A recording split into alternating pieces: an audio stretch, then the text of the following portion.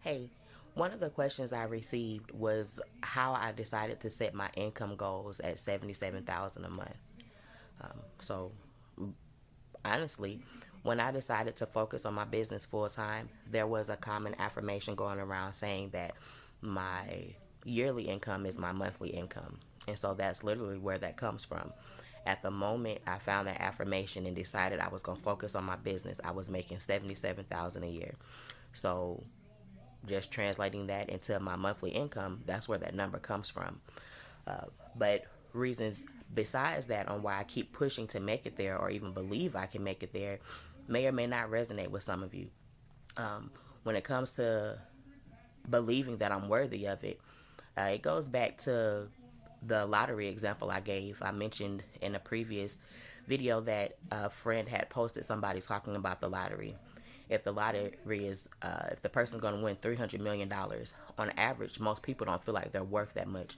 But as soon as they buy the lottery ticket, then they feel like they have a chance to win. They're worth having that much money. I'm worth that regardless. That's not something that I had to hear to make me realize I was worth a few $100 million or $1 billion. I'm worth whatever dollar value I assign to my worth because I'm the only person that can choose that. So I believe I'm worth more than 77,000 a year. It's not up to you to believe it. I believe it myself. And other people's opinions won't deter me from that. People who know me in real life already know I'm not really with the bullying or peer pressure. I don't care about other people's opinions very much at all. I'm the only one living this life. I'm Me and my husband are the only one that my kids are dependent on. So the decisions that I make, whether they sit well with other people or not, I don't care as long as I'm creating the best life possible for my family without hurting other people. So, in addition to that, how much money I make determines where my kids live, which determines what schools they're going to go to, what neighborhoods they're in, what kids they're exposed to. And we know, just being honest, kids are bad. Kids that come from good families are bad. So, can you imagine a kid that could possibly be bad, but being open to, because in their neighborhood, they're open to criminal activity, stealing, selling drugs. Not because they're bad kids. Well, I mean, I did say they were bad, but not generally because they're bad people. Mostly because those are the opportunities they have to get what they want. In a lot of situations, people sell drugs or steal because they're lacking a resource that they feel like they need. And if they had more access to those resources or money, then they wouldn't be drug dealers. They wouldn't have to steal. But regardless of all of that, I don't want to live in an area or a neighborhood that's going to expose my kids to things like that. Then wonder why, oh, I don't know why they're so bad. Why would you steal? Why would you consider selling drugs? You put them in an environment where they're seeing that on a regular basis.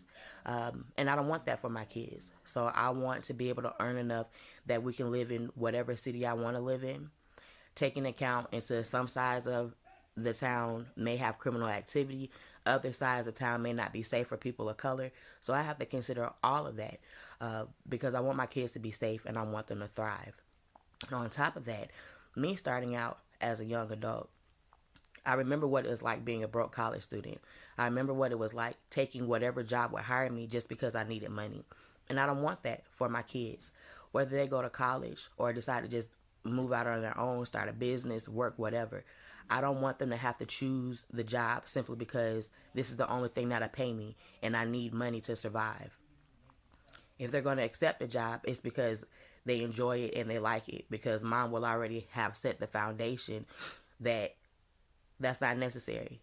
I want to be able to have a savings account or a different checkings account for my to save up for my kids' college. So it doesn't fall back on an 18-year-old to figure out what college should I apply to, how do I fill out the FAFSA, how do I find scholarships so I won't be stuck with hundreds of $1,000s worth of debt. I don't feel like that's things a teenager should be focused on. While I do feel like they need to know this information and teach them, I don't feel like they should just be thrown out there to figure it out for themselves. And in a lot of instances, that's how it happens. Schools may help you and guide you through a few things, but for the most part, you're left to figure it out on your own. I don't want that for my kids. So not only will me reaching my goal be beneficial to me, but it's going to control where my kids live and what they see. And no, I don't think that just because we're able to get into different neighborhoods, that makes it less likely that they'll get in trouble. uh, different issues. If we end up in a wealthy neighborhood with wealthy people, that doesn't take them away from drugs. It just exposes them to a different type of drug. So my entire goal is to be able to choose where we stay, so I can choose what obstacles we have to deal with and address them accordingly. But what I don't want is living in an area where my kids are struggling to survive. My kids are struggling to get to school because they have to walk through gang territory. They're scared to go to school because somebody approached them about joining the gang. I don't want to have to deal with none of that. I don't want my kids to have to deal with it. And then once they are grown and ready to go out on their own, the last thing they need to worry about is, how am I going to pay for my cell phone bill? How am I going to get gas to go to work? I don't want my kids to have to worry about any of that.